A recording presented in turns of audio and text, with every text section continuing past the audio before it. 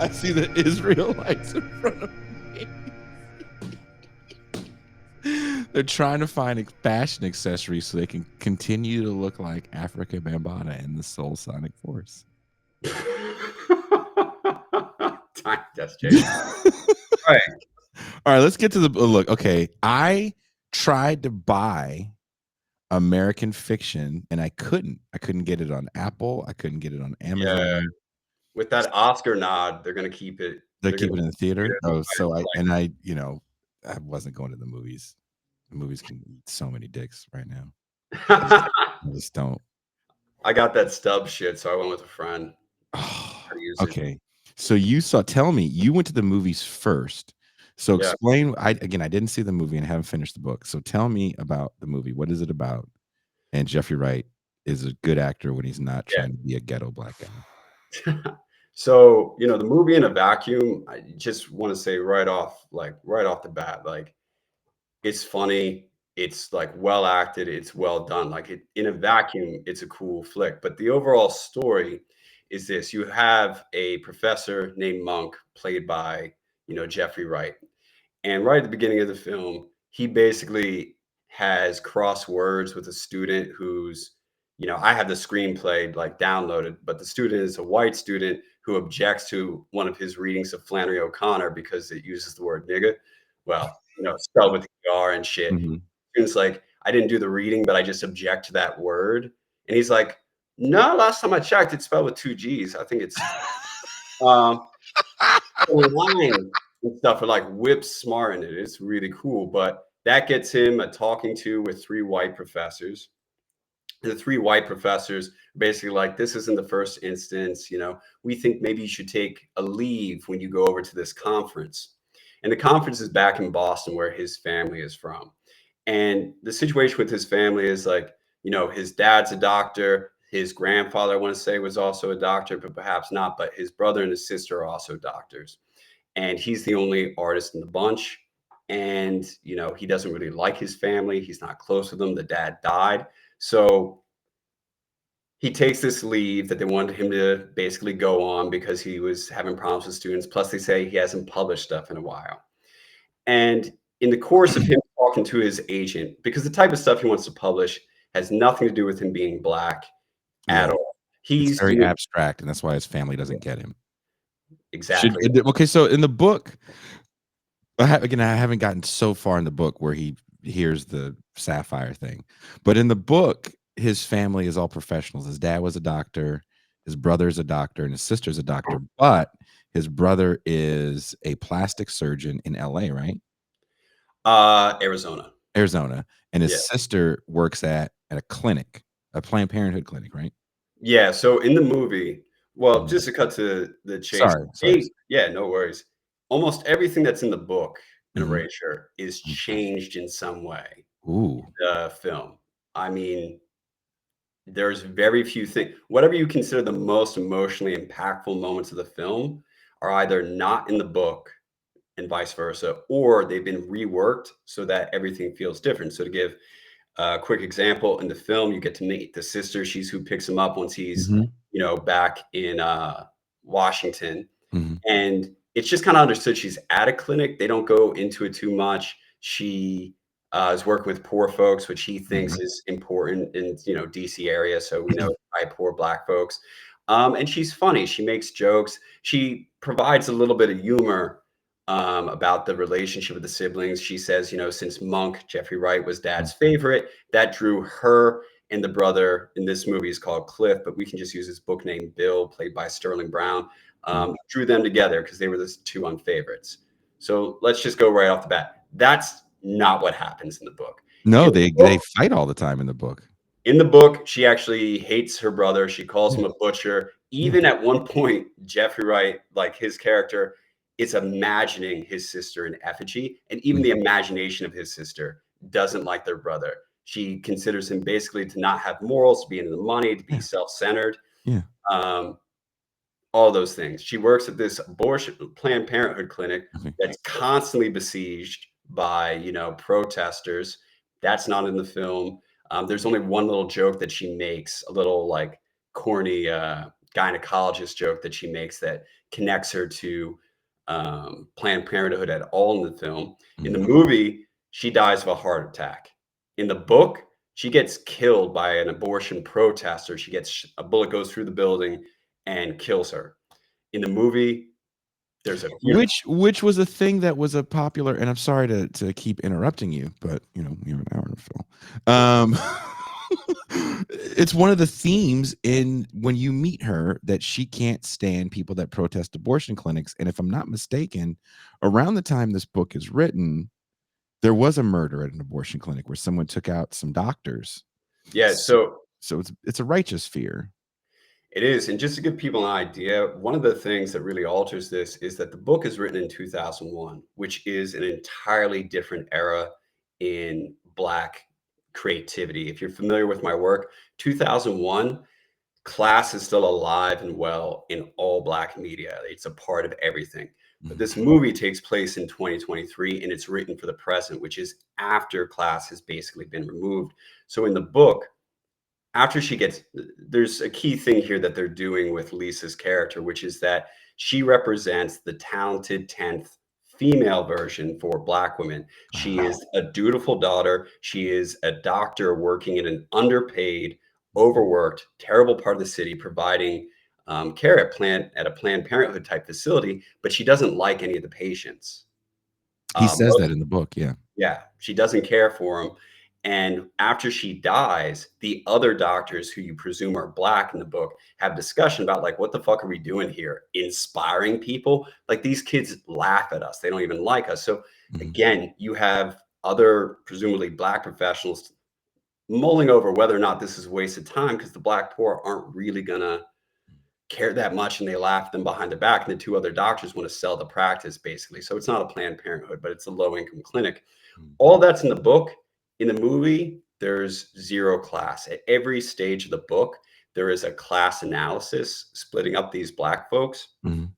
In the movie, they remove it entirely at every juncture. And so one of the biggest versions of that comes down to Issa Rae.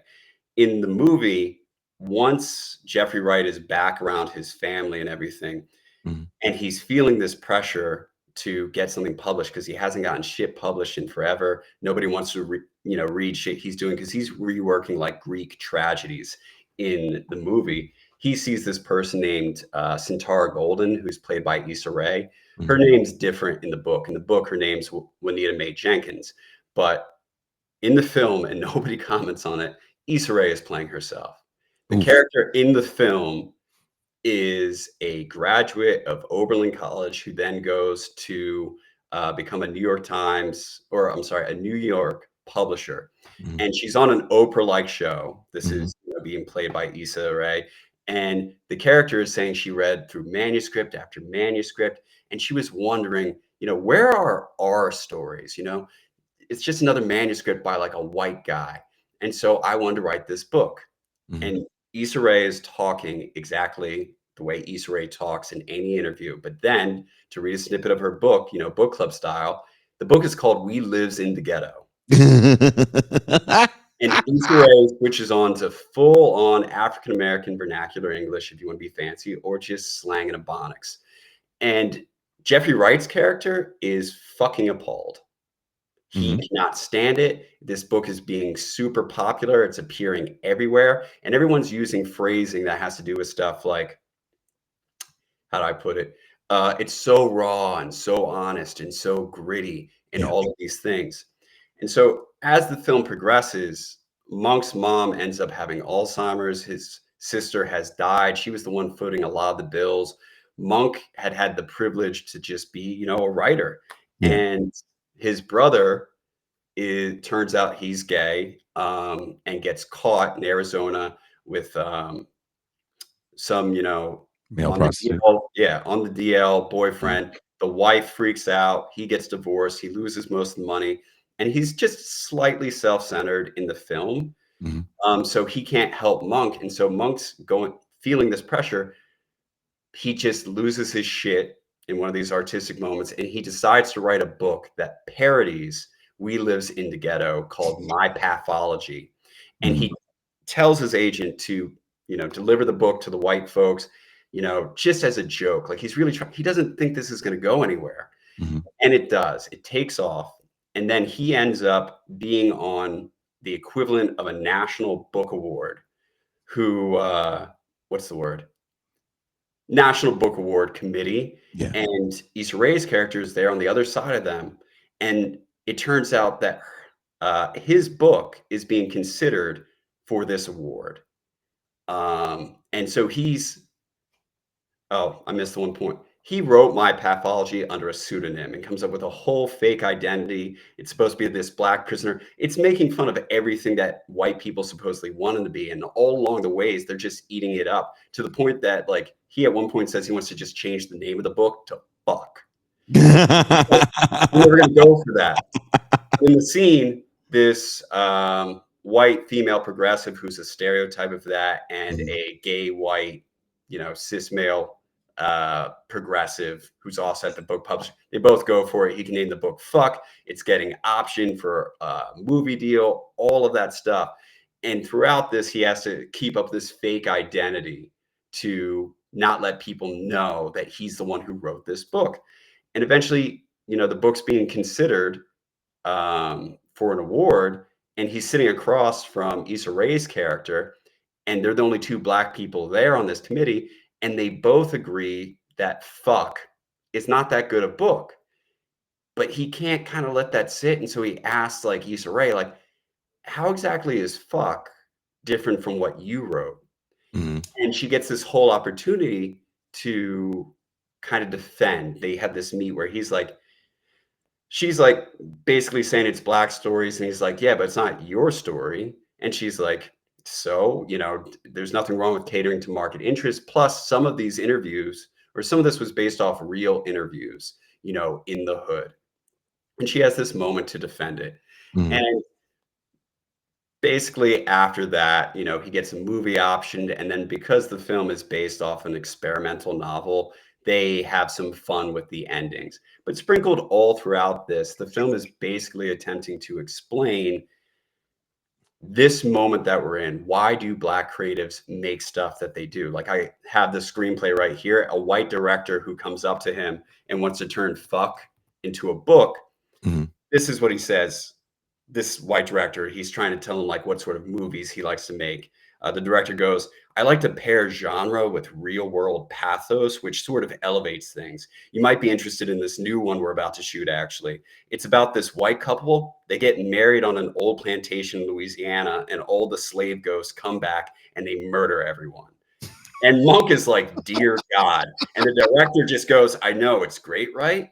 It's called Plantation Annihilation. Ryan Reynolds gets decapitated with an afro pick in the opening scene. So, I read a fun fact that a trivia fact that apparently the director's from Tucson, and he named all of the fake movies after bands in Tucson. it's And I ridiculous. want to know if I know this cat because, years of touring, and there was the last few times we went out to Arizona, we actually met the black people there. Yeah. I am. So it's So, funny. It's funny that you say that he creates a fake novel and it gets re- well received.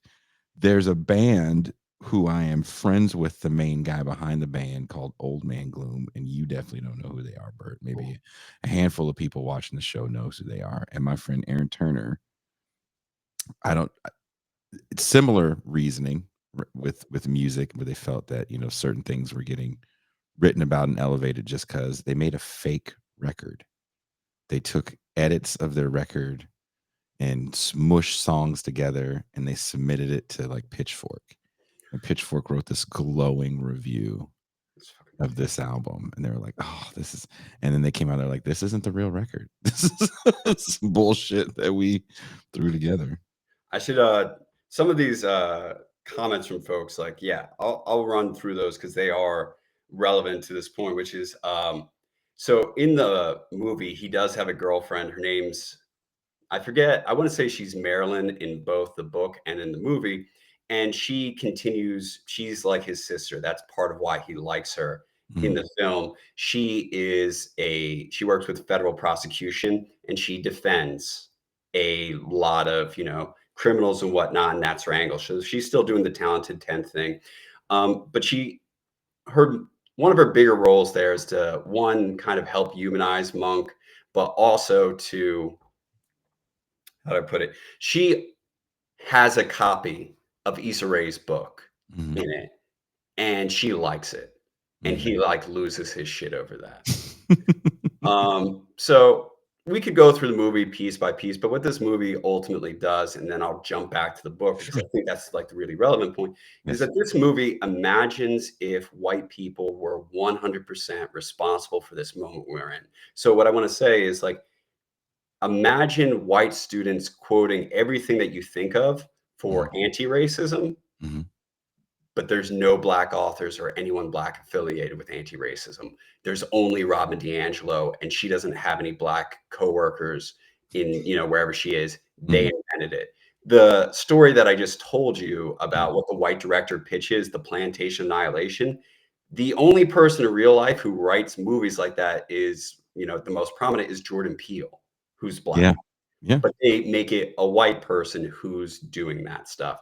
And throughout the film, they basically just imagine us being in this present moment, Mhm. with no black, like there's no Ibram X. Kendi coming out in Time magazine to say we're in the third black renaissance of art. That's not a part of it. It's just there's black people who, to be commercially successful, Mhm. need to pander to this. And that's the reality. And they take away any sort of in-depth analysis about Black Americans or really what's going on with his family. So let's just jump into the fucking book. Okay. The big difference, really, I want to go here. I don't know if anyone here has like seen the holdovers yet, but Holdovers has Paul Giamatti playing this super fastidious, super neurotic character who is a classicist and he's not good with people and he's a fucking curmudgeon and he's not that good with women. Mhm. He's a bit, not that physically adept. Mhm. Jeffrey Wright has to play someone closer to that.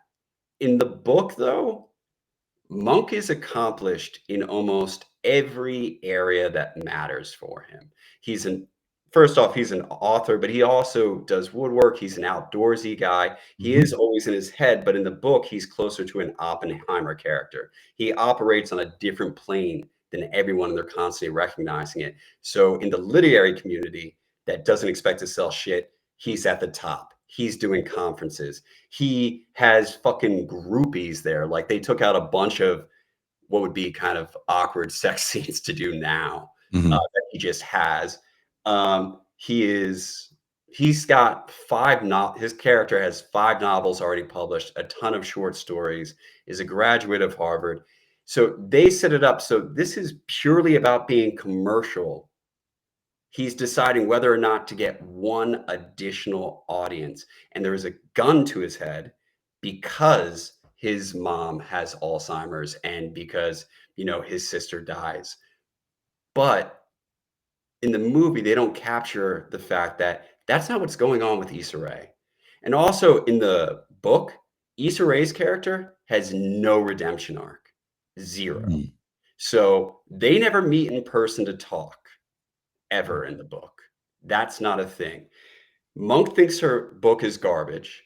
His agent, who would still like him to write something a little bit more black, thinks Issa Rae's character's work in the book, it's Juanita Mae Jenks, thinks it's garbage. He Yeah. thinks it's trash. The girlfriend, Marilyn, Mhm. calls it light, fun, and that she just reads past the fucking dialect shit.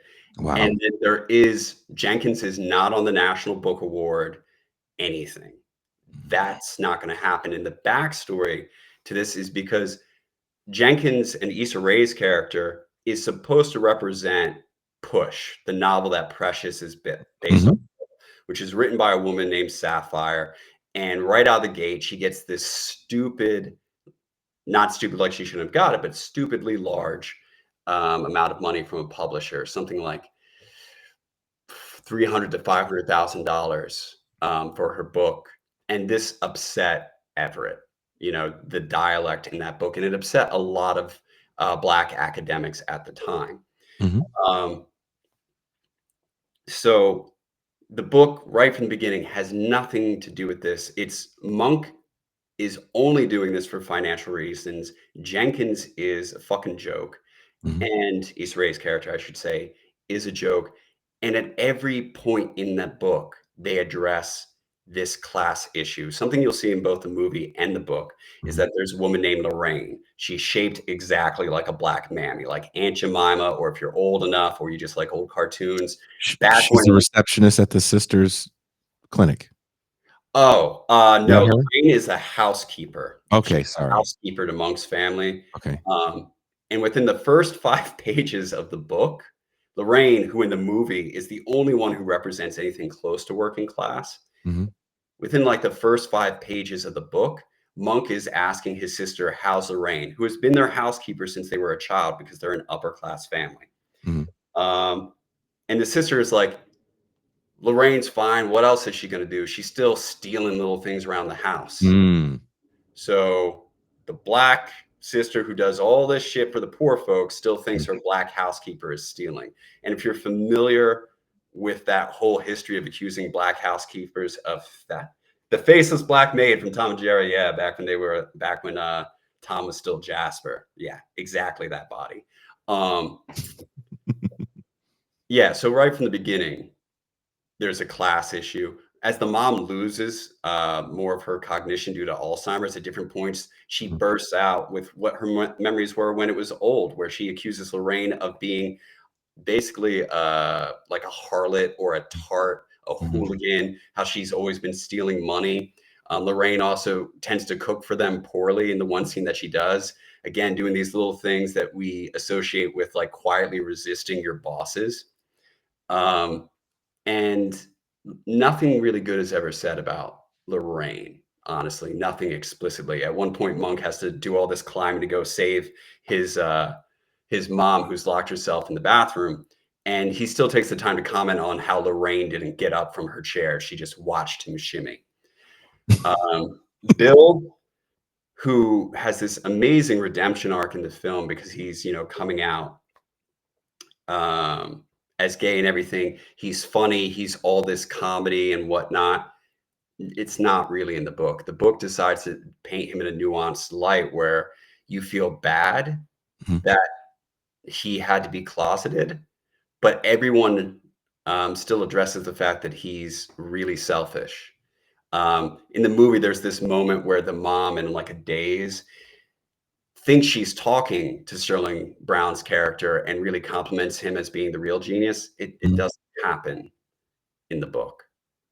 In the book, they're pretty clear on the amount of homophobia that's just kind of running throughout the Black community. Yeah. And it's crazy. I must have taken over 200 notes reading this book because, I mean, a third of the book is My Pathology, a fictional novel that he writes. Mhm. And in that book, we could go back, the whole movie starts with making fun of white people for not wanting to say or not even wanting to read a book that uses the word nigga and fucking but the makers of this film took out all of the class.